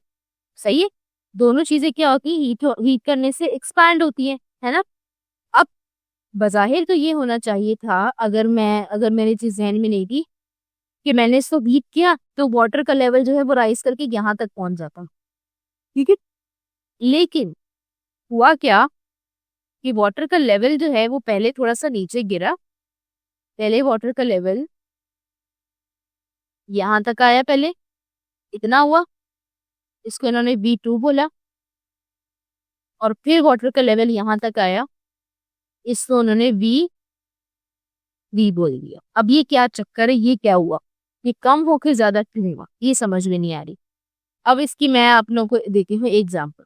अब मुझे एक बात बताएं कि जो आपका फ्लास्क है it is solid, right. Fire से डायरेक्ट कांटेक्ट में कौन है, फ्लास्क, तो यानी पहले कौन हीट अप होगा, फ्लास्क। एंड वी नो कि जब भी सॉलिड को मैं हीट करती हूँ तो इट एक्सपैंड्स ऑन हीटिंग। इसका मतलब कि ये जो फ्लास्क है ये भी एक्सपैंड हुआ होगा, है ना। फ्लास्क का एक्सपैंड होने का मतलब कि फ्लास्क जो है वो एक, ये जो फ्लास्क जो है ये थोड़ा सा समझो कि ये थोड़ा सा और मोटा हो गया होगा, ठीक है। ये मैंने बहुत ज्यादा कर दिया, बट टू अंडरस्टैंड समझे कि ये थोड़ा सा जो है ना वो ज्यादा एक्सपैंड, जैसे बलून एक्सपैंड होता है ना, वैसे थोड़ा सा ये फ्लास्क एक्सपैंड हो गया। अब जब ये फ्लास्क एक्सपैंड हुआ तो जो वॉल्यूम जो यहाँ तक था वो पानी तो यहाँ भी जमा होना शुरू हो जाएगा ना, समझ आ रही है। तो पानी तो यहाँ जमा होना शुरू हो गया, जब पानी यहाँ जमा होना शुरू हो गया तो ऊपर से लेवल तो उसका डिक्रीज होगा ना, सही। तो वो पानी ऊपर से थोड़ा सा नीचे आ गया ये जगह फिल करने के लिए, ठीक है। उसके बाद जब पानी नीचे आ गया, जब फ्लास्क अब एक्सपैंड हो गया जितना वो हो सकता था, अब सेकेंड बारी एक्सपैंड होने की किसकी है, लिक्विड की है। अब वो जो लिक्विड है अब वो एक्सपैंड करेगा, तो अब वो लिक्विड एक्सपैंड करके करते करते करते करते वो इस पोजीशन पे पहुंच गया, तो ये इसका V3 यानी कि एक्सपैंड होके वो वॉल्यूम 3 पे आ गया। समझ में आई? याद है हम लोगों ने ऊपर ये बात पढ़ी थी कि एक अपेरेंट होता है और एक रियल होता है ना। तो ये जो अगर मैं बात करूं कि आपके पास ये जो देखो पहले आपका V1 था, V1 से पहले वो V2 पे आया, ऐसे मैं बोलती हूँ। पहले आपके पास V1 था, फिर V1 से वो V2 पे आया और फिर जाके वो V3 पे आया, ऐसा ही हुआ ना। लेकिन आइडियली अगर मैं देखूं, अगर मुझे वैसी नजर आए कि ये फ्लास्क एक्सपैंड समझो अगर नहीं हुआ होता तो क्या होता कि V1 से डायरेक्ट जो है वो V3 पे चले जाते, यानी कि वो जो यहाँ पे था, एक मिनट, यहाँ पे जो पानी था, जो ओरिजिनल पानी था वो बढ़ के इस लेवल पे पहुंच गया। तो मैं कहती कि अच्छा, और इस लेवल का नाम मैंने V3 रखा है, तो मैं कहूँगी V1 से V3 होगा, है ना। जबकि वो क्या हुआ है कि V1 से पहले वो V2 आया है, उसके बाद वो V3 पे गया है, ठीक है। तो अगर मैं V1 से V2 से V3 की मैं बात कर रही हूँ तो ये मेरे पास कहलाता है इसका रियल एक्सपेंशन। ये क्या होती है, रियल एक्सपेंशन। हमने ऊपर पढ़ा था ना रियल एक्सपेंशन में ये। लेकिन अगर मैं एज्यूम करती हूँ कि ये V1 से डायरेक्ट V3 पे चला गया, मुझे ये जो समझो कि V2 पे आने वाला फर्क बहुत कम था, मुझे पता नहीं चला, और डायरेक्ट मैंने V3 नोट कर दिया, तो मुझे ये होगा कि फिर मेरे लिए उस वक्त जो होगा ना अपेरेंटली ये V1 होगा और ये मेरे लिए V2 कहलाएगा, राइट। लेकिन ओरिजिनली V2 कोई और है, ठीक है। तो इस वाले को मैं क्या बोलूंगी, इसको मैं बोलूंगी अपेरेंट, यानी कि जो चीज मुझे नजर आ रही है। समझ आई? अब इन्होंने ये जो ट्यूब के अंदर बनाया ना, इसको मैं आप लोगों को बताती हूँ। अब इन्होंने जो ट्यूब में बताया है इसको देखो, ये ट्यूब में इन्होंने समझो कि ये ट्यूब एक ग्लास है, सही है, एक पतला लंबा सा ग्लास है, आप ये समझ लो इसको, ठीक है। ये यहाँ से समझो कि एक मिनट, ये यहाँ से समझो कि बंद हुआ हुआ है और ये पूरा ग्लास है। तो ये ग्लास आपने पहले यहाँ तक फिल किया था, इसको आपने V1 बोल दिया, ठीक है। फिर क्या हुआ, जब आपने इस ग्लास को हीट करना शुरू किया तो हीट करने की वजह से वो पहले तो एक्सपैंड हुआ खुद, इसकी वजह से लेवल जो है वो नीचे गिर गया, कहाँ तक, V2 तक, ठीक है। उसके बाद जब ग्लास एक्सपैंड होके खत्म हो गया, अब जब लिक्विड की एक्सपैंड होने की बारी आई तो लिक्विड फिर V2 से एक्सपैंड होते होते होते V3 पे आके पहुंच गया, तो यानी कि उसने फिर इतनी एक्सपेंशन कर ली, ठीक है। तो ये देखो V1 इंक्लूडिंग V2 और V3, ये तीनों चीजें जो होंगी ये आपके पास रियल एक्सपेंशन की जाती है। लेकिन अगर सिर्फ आप V1 और V3 को देखेंगे, अगर आप इस वाले पार्ट को मिस कर देंगे और डायरेक्ट इसको देखेंगे तो ये आपके पास अपेरेंट एक्सपेंशन कहलाई। अब इसको हम पढ़ भी लेते हैं, जो मैंने अभी ऊपर बताया आप लोगों को। The heat first reaches the glass fast which expands first and its volume increases, right? As a result, the liquid volume falls in the flask to the level V2. अभी जो हमने बात की, right? After this, heat conducts to the liquid and the liquid begins to rise above V2. अब उसके बाद फिर जो है वो हीट लिक्विड पे जाती है और फिर liquid begins to rise above V2 on getting hot. At certain temperature it reaches level V3. फिर वो V2 से rise होता होता V3 पे पहुंचेगा. The increase in volume of a liquid from V1 to V2 is called apparent expansion in volume of the liquid, but actually heat is transferred to a liquid when it is at the level V2. ये आपके पास ना V3 है. This is misspelled. This is V3. ठीक है, क्या कह रहे हैं कि V1 से V3 जो है this is apparent expansion in the volume of the liquid, but actually heat is transferred to the liquid when it is at level V2. Therefore, rising in the level of liquid from V2 to V3 is considered या is called the real expansion. देखो ऐसे ही हुआ ना, V1 V2 से V3 जो ये वाली ये पूरी जो है, देखो ये V2 है, दिस इज V3, ये वाली जो है इसको इन्होंने रियल बोला है, और दूसरे V1 से V3 तक है, this is called apparent. Now you get it, this is what they are saying in this example. So actual expansion of liquid is greater than its apparent expansion. जो real expansion है वो greater than apparent, ऊपर हमने भी देखा. while fall level of liquid from V1 to V2 represent expansion in glass flask.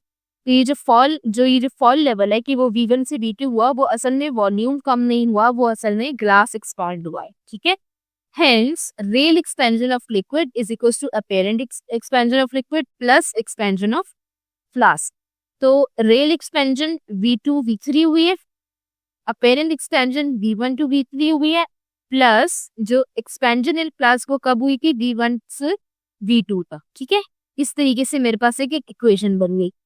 Now, the coefficient of real state of volume is gamma R, which is always greater than apparent rate of volume by amount of apparent. देखो अब ये दिख रहा है कि ये जो आपके पास R है, यानी जो रेल एक्सपेंशन है वो बड़ी है, क्योंकि उसमें अपेरेंट के साथ साथ एक्सपेंशन टास्क भी ऐड हो रहा है, तभी वो जो है वो बड़ी है, वरना आपके पास सेम होती दोनों. लेकिन real expansion is greater than apparent because it has an addition of expansion of the flask as well. समझ आ गई.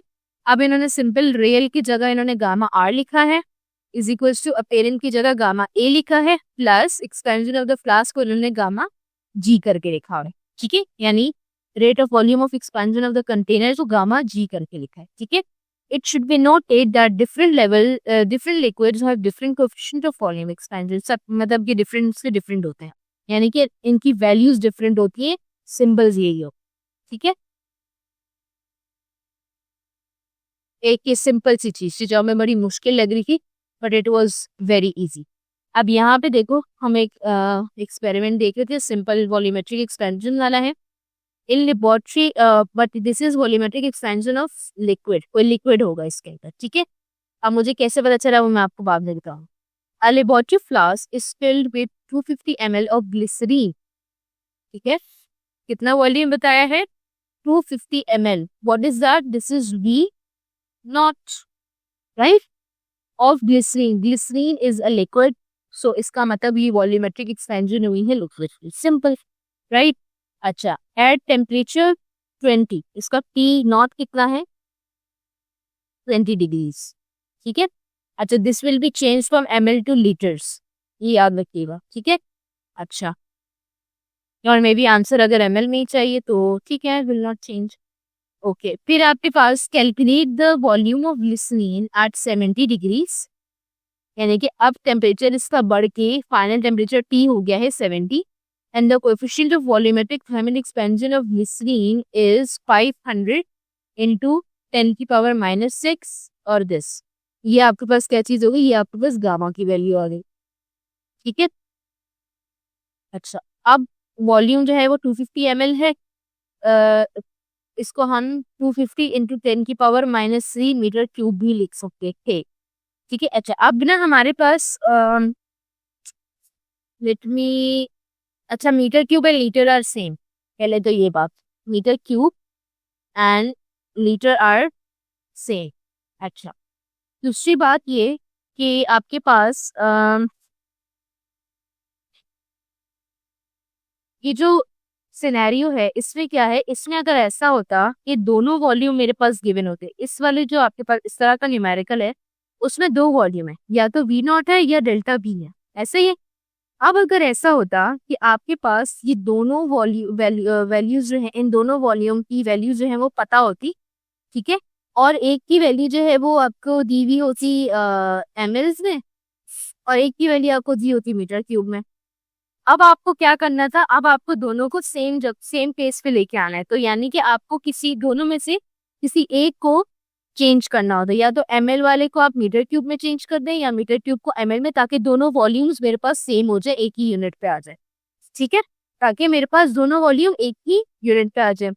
बट इन केस अगर ऐसा हो कि आपके पास दो वॉल्यूम्स में से एक नोन हो एक अननोन हो, यानी कि एक गिवन है लेकिन दूसरी गिवन नहीं है, तो फिर अगर आपका जो ओरिजिनल जो आपका जो जो गिवन वैल्यू है उसकी जो भी यूनिट है, आप उस यूनिट को कंटिन्यू रख सकते हैं, अनलेस एंड अनटिल आपसे क्वेश्चन में नहीं कहा कि इसको चेंज करें। मेरी बात समझ में आई? सेम अगर होगा, देखो अगर आपके पास, लेट मी, एक मिनट, आई सेड कि अगर आपके पास दिस इज, ये आप लोग याद रखें, फॉर एनीथिंग, एनीथिंग, किसी भी फॉर्मूला में अगर कोई दो चीजें हैं जो सेम है, फॉर एग्जाम्पल, अब हम कहेंगे कि मिस वी नॉट और वी सेम थोड़ी है, वी नॉट और डेल्टा वी तो डिफरेंट है, आई नो डिफरेंट है, बट हैं तो दोनों वॉल्यूम्स ही ना, राइट, मतलब इनका जो कोर है वो तो सेम ही है, दोनों की जो फैमिली है, ये दोनों का जो भी वो है कॉन्सेप्ट है वो तो सेम ही है, तो दोनों वॉल्यूम्स ही। इसका मतलब कि एक फॉर्मूला में अगर एक ही जैसी चीज दो दफा आ रही हो, तो फिर आपने उसकी यूनिट्स को कैसे चेक करना होता है, फिर आपने ऐसे चेक करना होता है कि अगर आपके पास क्वेश्चन के अंदर दोनों की वैल्यूज गिवन है, ठीक है, क्या है कि दोनों की वैल्यूज अगर आपको गिवन है, वी नॉट की भी गिवन है और डेल्टा वी की भी गिवन है। अब लेकिन मसला ये हुआ, अगर फिर दोनों का वो सेम है यूनिट, अगर ये भी एमएल में है और ये भी एमएल में है, फिर तो आपका टेंशन गायब, टेंशन की जरूरत नहीं। और अगर दोनों जो है वो मीटर क्यूब में है तो भी आपको टेंशन नहीं। लेकिन अगर ऐसा हो जाए कि एक जो है वो एमएल के अंदर है और एक जो है वो मीटर क्यूब में है, तो दोनों डिफरेंट हो गए, तो अब इन दोनों को मुझे सेम करना लाजमी होता है, ठीक है, जब मेरे पास दोनों गिवन हो, जब क्या हो, दोनों गिवन हो, तब मेरे पास इसको सेम करना लाजमी होता है। ये बात समझ में आ गई? या तो मैं दोनों को मीटर कर दूंगी या एमएल, ये मेरी चॉइस है, अनलेस एंड अनटिल क्वेश्चन में ना लिखा हो कि मुझे आंसर एमएल या एम3 में चाहिए, ठीक है, अगर वो क्वेश्चन में ऐसे नहीं कहते तो बस बात खत्म। लेकिन अब अगर क्या हो कि सेम सिनेरियो है, बट मतलब कि सेम फॉर्मूला है, ठीक है, दो चीजें, इस फॉर्मूले में दो दफा वॉल्यूम यूज हो रहा है, लेकिन इन्होंने क्या किया है कि एक आपके पास वैल्यू गिवन है, एक वैल्यू जो है वो नॉट गिवन, यानी कि एक वैल्यू आपको फाइंड आउट करनी है, ठीक है, जैसे कि ये डेल्टा वी आ रही है, ठीक है, वी आपके पास वी नॉट गिवन है बट डेल्टा वी गिवन नहीं है। ये बात समझ आ गई?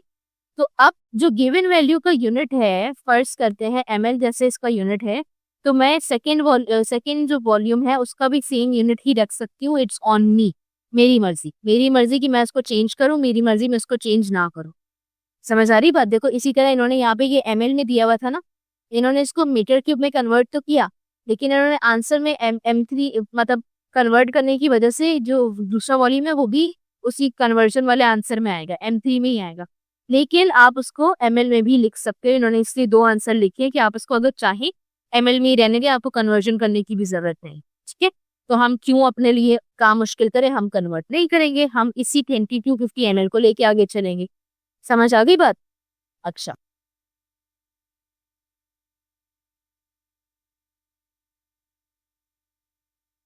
ठीक।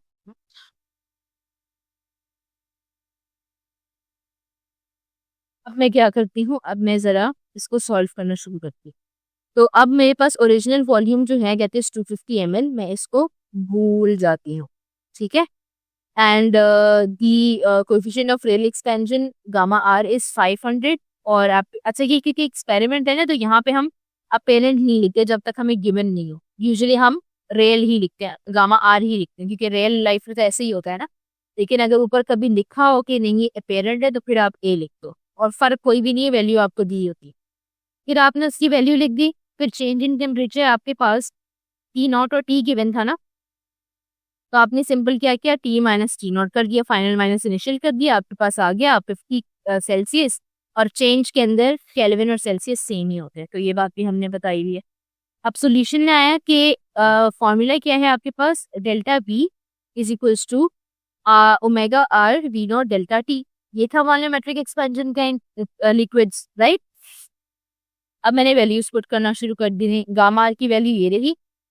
अब ये जो वी नॉट है, इसकी जगह इन्होंने मीटर क्यूब वाली वैल्यू लिखी, मैं इसको मिटा के हमने ml वाली बस 250 ml लिख दिया, ठीक है। और 50 के आ गया। अब इन तीनों को मैं मल्टीप्लाई करूंगी तो मेरे पास आंसर ही आ जाएगा 6.25 ml। हाँ, अगर मुझसे क्वेश्चन में मांगा हो, अच्छा अब और भी एक और भी मैं काम कर सकती। अब अगर मुझसे क्वेश्चन में इन्होंने मांगा हो कि भाई आप जो है वो करके दें, इसको जो है वो मीटर क्यूब में मुझे कन्वर्ट कर दें, ठीक है। अगर क्वेश्चन में लिखा हो कि मुझे आंसर मीटर क्यूब में चाहिए, तो फिर मैं क्या करूंगी, 10⁻⁻6 मल्टीप्लाई करके इसको मीटर क्यूब में कन्वर्ट कर दूंगी, सिंपल, ठीक है। यानी मैं इसको लास्ट स्टेप में भी कर सकती हूँ, मुझे ऊपर से करने की जरूरत नहीं, ठीक है। या मैं इसके अंदर भी छोड़ सकती हूँ अगर उन्होंने मुझसे कुछ भी नहीं मांगा एक्स्ट्रा, राइट। अपने लिए काम आसान करना है। तो उम्मीद है आपको लेक्चर यहाँ तक समझ आ गया होगा। एक जो बात है जिसकी वजह से हमारे इतने सारे बच्चों के 90% अबव मार्क्स आते हैं, उनको एक चीज पता होती है, वो होती है एग्जाम के अंदर लिखे कैसे जाते हैं। और ये जो चीज है ना, एग्जाम के अंदर लिखना, एग्जाम राइटिंग मेथड सेशन, ये हम हमारी बैच के अंदर करवाते हैं। सही है, बच्चा बैठ के सवाल कर ले, लेक्चर देख ले, कुछ भी कर ले, अगर वो उसको एग्जामिनर, अगर उसको लिखना नहीं आता तो एग्जामिनर उसको मार्क्स ही नहीं देगा। तो हम उसको ऐसी टिप्स एंड ट्रिक्स देते हैं, तो भाई एग्जामिनर जो चेक करने वाला है ना, वो मार्क्स काट ही नहीं पाएगा। जब काट ही नहीं पाएगा तो आपका तो टॉप बनना पक्का है। तो जी हम हमारी बैच के अंदर बच्चों को ये पूरी चीजें करवाते हैं, हम नोट्स, गाइडेंस, सारी चीजें A to Z करवा रहे होते हैं। अगर आपको भी ज्वाइन करना है तो आप इस नंबर पर कॉन्टेक्ट करके मैसेज करें और हम आपको बैच के अंदर एनरोल कर लेंगे। इसके अलावा अगर आपको क्या चाहिए, फ्री में नोट्स चाहिए, फ्री का मटेरियल चाहिए, तो यहाँ पर डिस्क्रिप्शन में सारे के सारे लेक्चर्स की लिंक, सारे के सारे नोट्स की लिंक, सारी की सारी चीज़ों की लिंक्स गिवन है। तब तक के लिए अल्लाह हाफिज, टेक केयर, गुड बाय बच्चों।